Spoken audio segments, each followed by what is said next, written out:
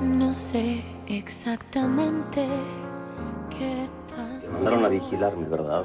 Que todo de repente Me está siguiendo. ya cambió. Es el destino. El destino que te marcó mi abuela, ¿cierto? ¿Es su abuela? No. Y yo no sé si su abuela conozca el destino, ¿ah?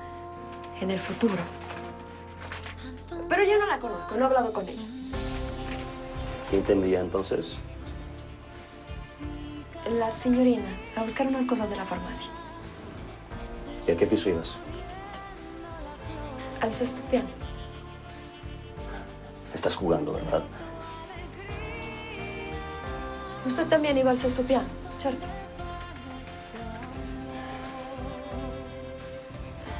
Scusi. No nos presentamos, se parece que vamos a estar un rato acá. ¿Ah? Io sono Fiorella. ¿Es usted?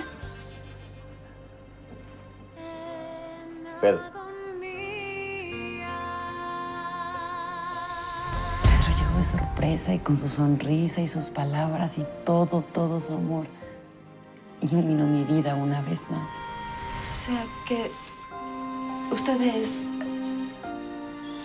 ¿Soy qué? Usted es el hombre aquí. ¿Ah? Haga algo. No sé. Claro. Listo. Ma che fai? Ah, e toccare un bottone.